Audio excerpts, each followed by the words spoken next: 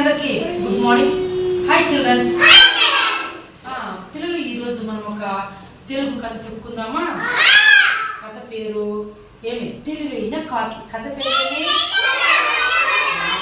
పిల్లలు కాకిని చూసారా మీరు? కాకిని ఇంగ్లీష్లో క్రో అంటాం. ఏమంటాము? క్రో అంటాం. కాకి నల్లగా ఉంటుంది, దానికి 2 కళ్ళు ఉంటాయి, ఒక తోక ఉంటుంది, దానికి ముక్కు ఉంటుంది, వెనకాల తోక ఉంటుంది, 2 కాళ్ళు ఉంటాయి. ఎక్కువ కాకులు అడవిలో ఉంటాయి, చెట్లలో ఉంటాయి, మన ఇంటి పక్క చెట్లలో ఉంటాయి. అర్థమవుతుందా? పెద్ద మాళ్ళల్లో ఉంటాయి, జూ పార్క్ లో ఉంటాయి. పిల్లలు కాకిని ఏమంటాం ఇంగ్లీష్ లో? అది ఏ విధంగా వస్తుంది కాకి?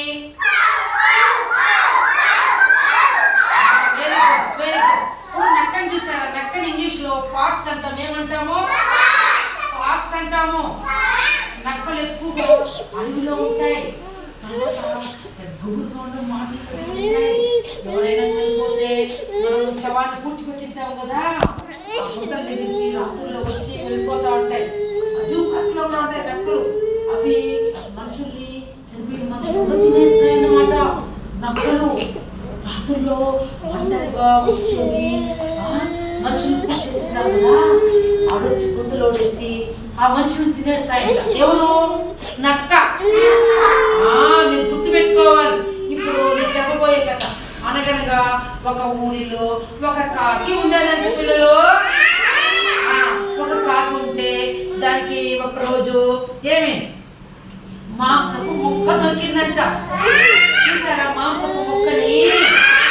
మటను చికెన్ కట్ చేస్తారు కదా, మన అమ్మోళ్ళు ఆదివారం రోజు పోయి మటన్ చికెన్ తెస్తారు కదా మటన్ షాప్ లో. అట్లా మటన్ ముక్క ఒకటి ఈ కాకి దొరికిందంట. కాకి సంతోషంగా ఎగురుకుంటూ అది ఇట్లా ఇట్లా ఉక్కుంటూ నేరుగా ఒక మాను ముందుకు వచ్చిందంట. మానుని ఇంగ్లీష్ లో ట్రీ అంటాం. ఏమంటాము? ట్రీ మీదకి వచ్చిందంట. ట్రీ మీద పైన కొమ్మ మీద కూర్చొని మాంసపు మొక్కని తిందాము నోరు తెచ్చిందంట. అప్పుడే ఆ మామిడి కింద నుంచి ఒక జిత్తుల మారి నక్క అట్లా పోతా ఇట్లా చూసిందంట. మాను పక్క చూస్తే మాంట్లో కాకి ఉందంట. కాకి కింద నోట్లో అది ఏమే మాంసపు ముక్క పెట్టుకొని ఉందంట.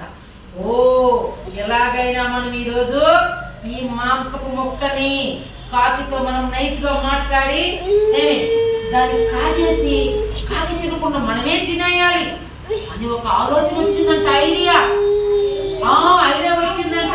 ఆలోచన వచ్చి ఏమని అడిగిందంటే కాకిని, నానా పిల్లలు ఏమని అడిగింది చెప్పండి? కాకమ్మ కాకమ్మ చూడండి, కింద నుంచి నక్కుంది కదా, ఇట్లా చూసుకొని కాకమ్మ కాకమ్మ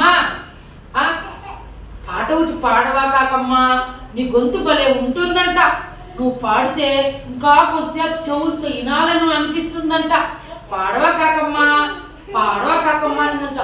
వెంటనే కాకి అర్థమైపోయిందంట.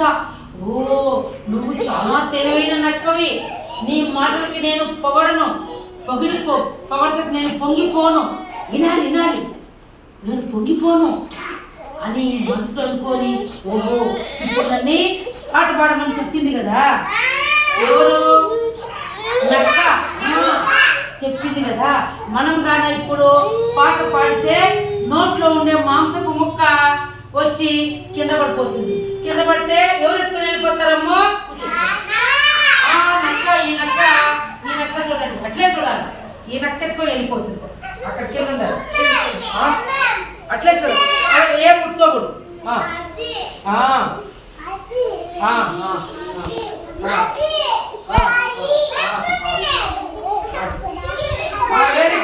అప్పుడు ఉండాలి. అప్పుడు పిల్లలు ఏం చేసిందంటే ఈ యొక్క కాకి నక్క మాటలు విని ఆలోచన చేసిందనమాట. ఆలోచన చేసి ఏమనుకుందంటే ఇప్పుడు నేను పాట పాడితే నా నోట్లో ఉండే మాంసం ముక్క వచ్చి కింద పడిపోతుంది అని చెప్పి ఆలోచన చేసి ఏం చేసిందంటే తెలుసా, కాకి మెల్లగా మాంసం ముక్కను తీసి కాలి కింద పెట్టుకునేసిందంటే గట్టిగా పడకుండా.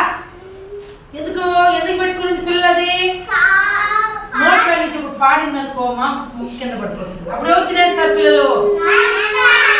అందుకు తెలివిగా మాంసపు ముక్కని కాలు కింద పెట్టుకొని కావ్ కావ్ కావ్ కావ్ కావ్ కావ్ కావ్ కావ్ అని పాట పాడి ఎవరు పాట పాడింది కదా.